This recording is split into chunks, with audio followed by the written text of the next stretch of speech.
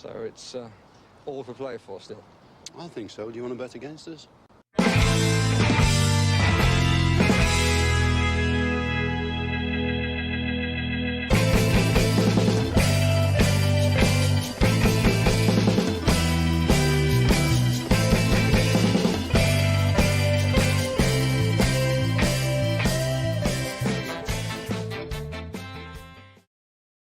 Hi, villains, and welcome to For the Love of Paul McGrath podcast, coming to you guys, I suppose, hot in the heels of a podcast we did very ridiculously early this morning, myself and Paddy, and the Brentford game. And we did speak a small little bit about Philippe Coutinho, and lo and behold, we get some messages and some tweets from some very, very influential people. It said that Philippe Coutinho is in advanced conversations with Aston Villa, and his agents are in advanced conversations with the club also. This has been mentioned by people like Fabrizio Romano and others, and there's been other people who've come out. I think there's been a couple of publications that have mentioned this as well. So it seems to be gathering speed very, very quickly. Well, Romano does say that it is not a done deal just yet. Other, I suppose, reputable outfits like Dario Sport are saying that it is more or less a done deal, and it will be a loan option with an option to buy in the summer as well. There are other people here. I'm just looking through my timeline here that have mentioned that. That this is an actual thing. It is Gerard Romero as well from the Sport Witness has said that it is very much a thing, and that it was actually instigated by Steven Gerrards, who made the phone call himself. Also, we have Sarah Escrew as well. I'm not too familiar with her, but from Sport Witness, who says that this is a more or less a done deal. It should be done within the next few days as well. And you also have Matteo Moretto as well, who says that this is something that is progressing. So it's built up a bit of steam, head of steam over the last few hours, should I say. So I wanted to come on and do a little bit of a video on Philippe Coutinho. And in the previous piece this morning, I had mentioned I didn't want to do a video on this, but I had already got one already in the bag, and I was going to release it at some stage, but I wasn't quite sure when I was going to release it. So no time like the present when this has come up, and it is in conversation among a wider group of journalists. Some of you, before I do look at this, but some of you may remember that this isn't the first time that Philippe Coutinho has been linked with Aston Villa Football Club. Villa were linked with signing him when he was a peripheral player at Inter back in 2012, and ultimately he didn't join Aston Villa in the January of 2013, and he joined Liverpool instead. And if I'm not mistaken, Aston Villa signed Robbie Keane on loan in his stead. But Philippe Coutinho obviously went to Liverpool and became a very valued member of that Liverpool team, and he was people were really really lamenting him leaving the club at the time. And he moved on to Barcelona, and he's been out on loan at Bayern Munich, and things really haven't gone for him gone as well in Spain or in Germany. And I think that's why he's probably longing for a move back to the Premier League. Other outlets are also saying at the moment there's anywhere between 3 and 5 teams that are vying for his signature within the Premier League. But it's interesting that some other outlets are saying it's further along the line for Aston Villa. So while we are doing this video and nothing has been announced just yet, it may not even come to fruition just yet, as I say, because the opportunity to be gazumped is always there. And I think, to be honest with you, that Barcelona are going to take the biggest money or the biggest offer or the best offer for them, considering their financial woes. So let's just see, I suppose, what pans out from this. But it doesn't stop us from at least having a little gander at what he could be for Aston Villa Football Club. So let's take a look at some statistics that I've looked at for Philippe Coutinho. So here are some of the statistics. Where do I think Philippe Coutinho is going to fit in with this Aston Villa team? Should he sign? It's interesting because when people talk about Coutinho, they say, "Oh, he's a central attacking midfielder in the main. He plays behind the front too. He can play in that little hole position." And it's interesting, if we look there on the left hand side, we can see the amount of minutes he's played. The amount of minutes that I've put in here are specifically the minutes he's played in these positions since he's moved to Europe. He's 29 years of age, as just like to mention as well. But I don't think that that's going to be a factor. I think that Steven Gerrard is probably looking for a small bit more leadership, more experience up there. We do have the young kids. I don't think someone like Coutinho is going to stifle one of the kids coming through because of the position he's going to play. But it's really interesting to see where he's played most of his time. As per Who Scored, he's played most of his time out, more so predominantly on the left-hand side, i.e. a Jack Grealish replacement, a kind of a central attacking midfielder, left-hand-sided midfielder. And you can see there he's played 11,115 minutes and more favouring the left-hand side. He's played down through the centre 5,969 minutes, and he's played actually as a more withdrawn central midfielder 3,395 minutes, somewhere I don't ever envisage him playing for Aston Villa at all. I've mentioned before that I think that Steven Gerrard, like if I was over the team and an opportunity came up to sign Philippe Coutinho, I would sign him. I think you'd be mad not to sign him for Aston Villa. But if I had to preference it, and if I had to prioritize a position, I would be just as comfortable moving John McGinn a small bit further forward, playing the position that Philippe Coutinho potentially would be signed to play in, and sign a defensive midfielder. But what I think that Steven Gerrard will see in Philippe Coutinho is, and that's why I've picked these statistics. I haven't just cherry picked these best statistics. I've picked, basically, it's very difficult to find a statistic that isn't really good with Philippe Coutinho other than his assists. He hasn't had an awful lot of assists in his last 365 days. All these statistics that you see here, once again, they are based on his statistics for the last 365 days. They're an average over a 90-minute period. And they're also, you'll see the bars on the right-hand side are dictate the percentile that he falls into within the top 5 leagues within Europe.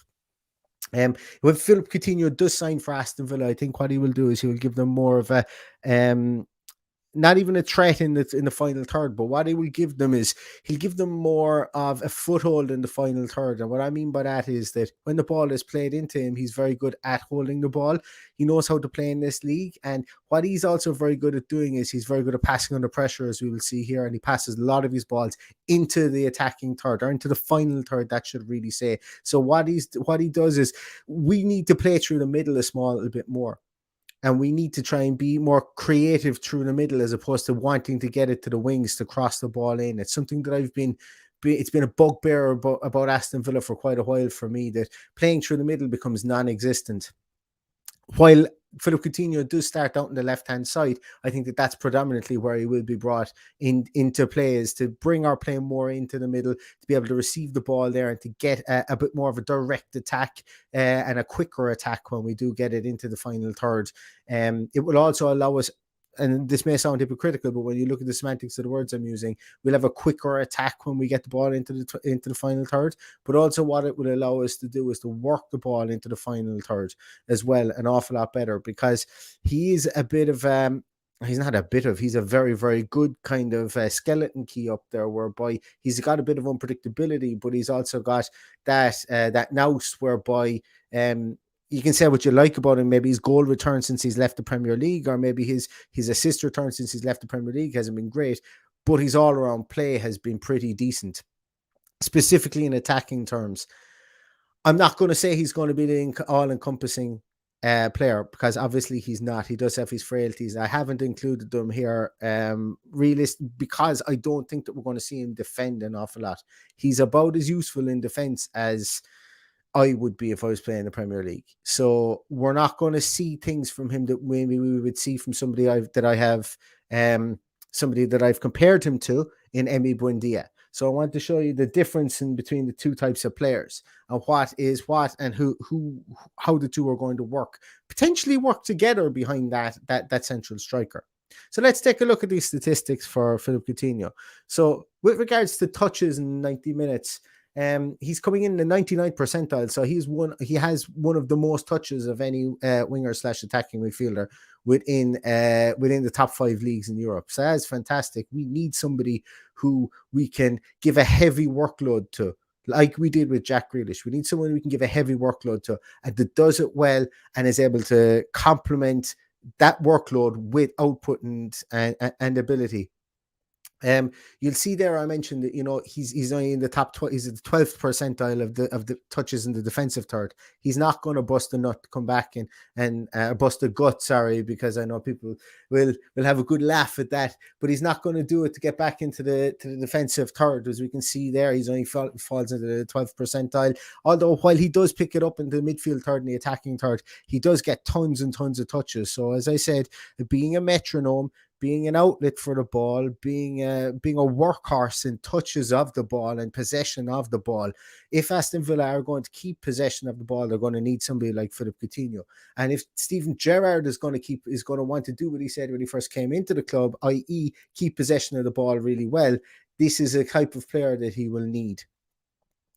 Also, his dribble attempts are up there as well. He's quite good carrier of the ball, and not just his attempts, but his success rate is within the 95th percentile, 67.9%, and his carrying distance is in the 93rd percentile.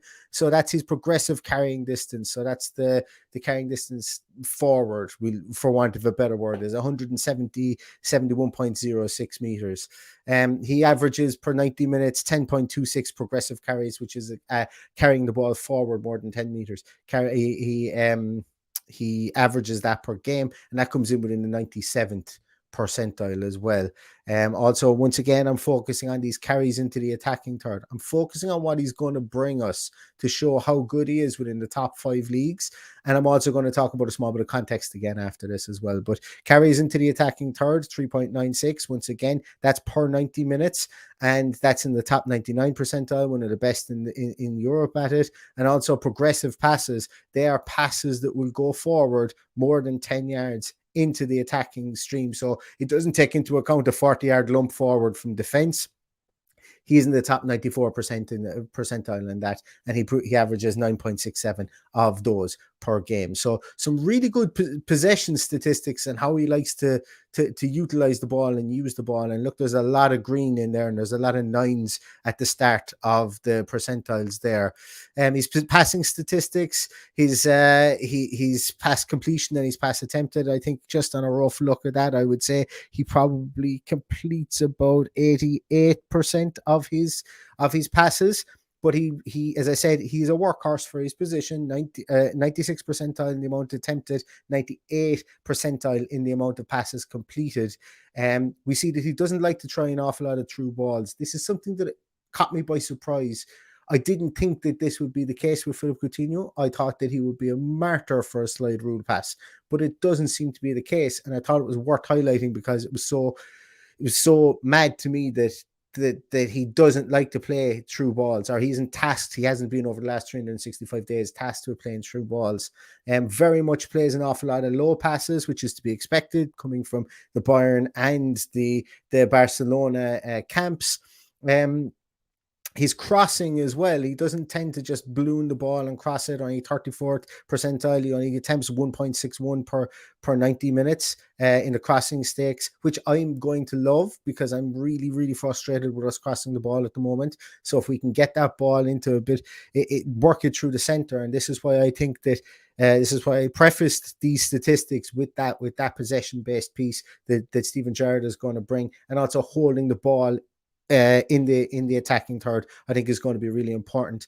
And that brings me on to my next piece here as well. His passes under pressure, 8.36. I actually thought it'd be higher, but it's 79th percentile. It's still an awful lot of passes under pressure. And what I garner from this, and I could be 100% wrong. So the passes U-pressure there is passes under pressure. So what I garner from this, and as I say, I could be really, really wrong, is that judging by his heat map, which we can see on the right-hand side just above there, when he's under pressure, he's at the edge of the area, or he's picking up the ball in that attacking third or even in the middle third.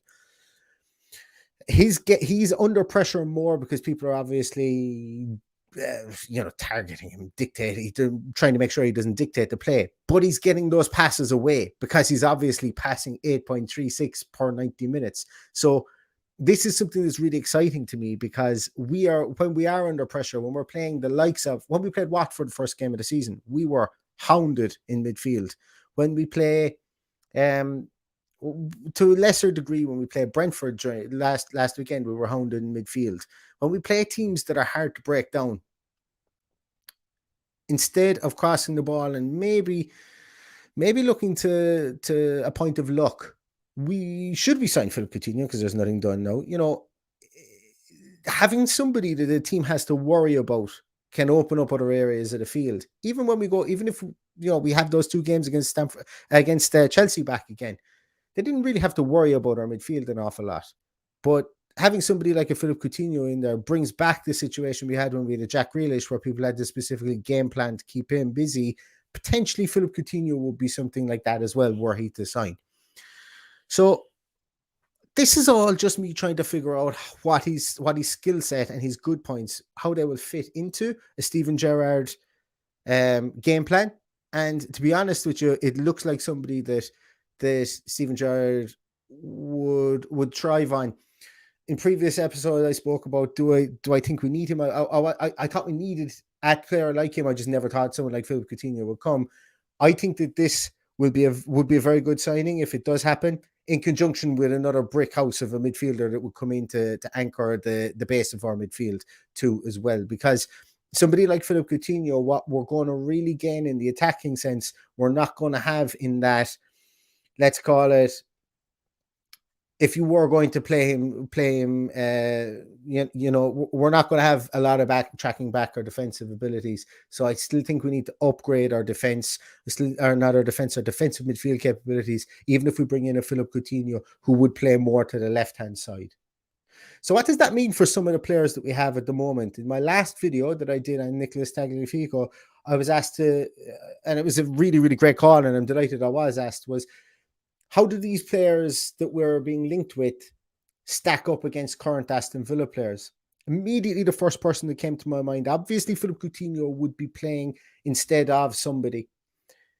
I think that he would be playing probably instead of someone like Bertrand Traore. I didn't want to put him up there. I think they're apples for oranges comparison. But the first person that came into mind was an Coutinho and Buendia. Could he play with him in that double 10 role that Steven Gerrard likes to play?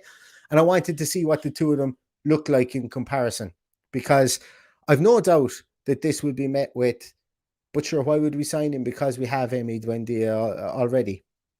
So let's take a little look. This is an apples for apples comparison. What I've done here is I have put the comparisons side by side for, I suppose, the purposes of what's the word I'm looking for, to make sure that there was an apples for apples argument here. These are both statistics based on the last 365 days.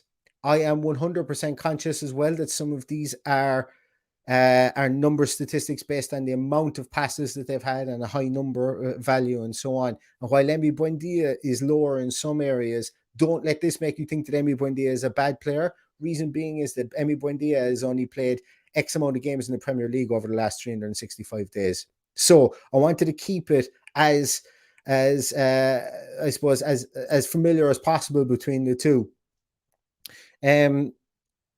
Still, this is based on what their output per 90 minutes. So a lot of these numbers aren't skewed, but I just don't want people to look at this and immediately think, oh, he's saying Coutinho and Buendia is a bad player, or Coutinho and Buendia is a bad player based on what this is saying. It absolutely isn't.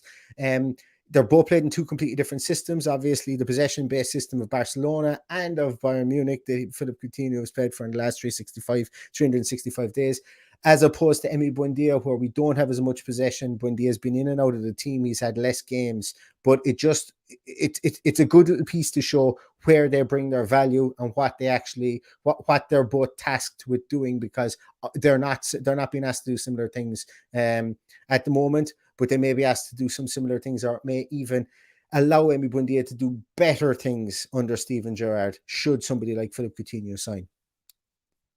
There's my terms and conditions on this one as well.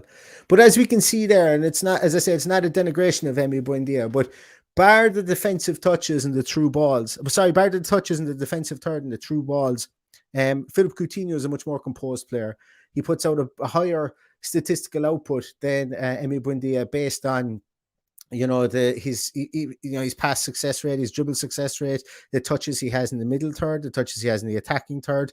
Now, granted as well that the fact that Coutinho and Buendia has more touches in the defensive third and less touches overall, obviously he's going to have less touches in the middle third and the attacking third as well, just by dint of counting and numbers. But it just goes to show that Emi Buendia has been tasked an awful lot more with defensive work and having to utilize the defensive side of his work. So should Steven Gerrard bring in somebody like Philippe Coutinho, we may see an increase in his touches in the defensive third, and he may be asked to do a lot more, which is interesting and something I will need to look back on more to see what he was asked to do for Liverpool, and see was that something that he was tasked with.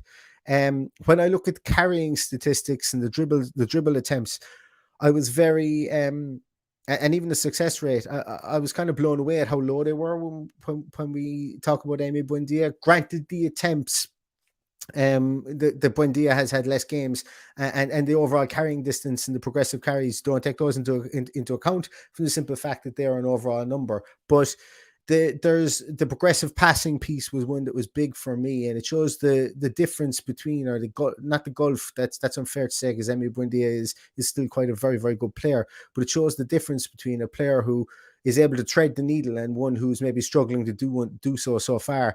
We've seen that Emi Buendia can do it with his goal when he passed the ball into Danny Ings, and to have a double, I suppose a dual threat with regards to being able to do that, could be very, very, very profitable for this Aston Villa team.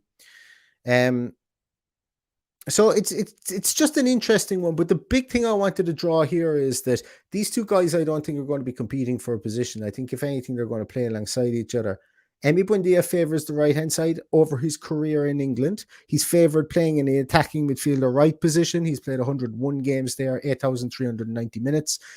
Whereas Philippe Coutinho, as we've mentioned previously, has played on the attacking midfielder left position, or favours the left-hand side, coming from a more central position. So there is a complement there for the two of them to be able to play behind a central striker, and something that I think would, like, come on, when have Aston Villa ever had two South American dynamos playing in the attack for them before? It's never happened. So it would be something exciting to see here, and their skill sets will complement each other. The one thing for me, though, I would imagine, is that Emi Buendia would obviously be, he's still tasked with his defensive duties he's doing at the moment, and Philippe Coutinho even more so. And can they coexist like this unless we get more reinforcements in central midfield to help them, to basically allow them to flourish and be less reliant on them from a defensive point of view? But it's an interesting piece. I don't want anybody to take this away that I'm having a go at Emi Buendia. I'm absolutely not. This is more to highlight the good things that Philippe Coutinho does, and the fact that he is still a player. Granted that he hasn't had the success he had at Liverpool, but he's still a player that is at the top of his game when it comes to the day in, day out work that he does in possession and in passing. And somebody that, should he join Aston Villa Football Club, absolutely has a role and absolutely has a very, very high workload that we can give him, and that he can provide us, should I say, with hopefully a more coherent attack when we do bring it forward. What it means for Leon Bailey, that's one for an absolute other podcast, should he sign. But Philippe Coutinho, exciting player that's been linked. Hopefully this does come true in the future, because I think it's a razzmatazz signing, and it is the fact he's a known entity within the league and that he's known to be creative is something that Aston Villa will cry out for. So once again, everybody, thanks so much for watching. Thanks so much for listening. We'll be releasing a couple of more of these over the coming days. I've said it before, Aaron Hickey. We will have one on Aaron Hickey, a short one. Also, somebody like an Oriel Romeo, somebody we've been linked with also. We will have those coming out over the weekend. Please like this stream. Please subscribe to the podcast if you do like what we've done here. But most of all, we'll catch you later on, and we'll catch you with more of these podcasts. But all that's left to say is up the Villa.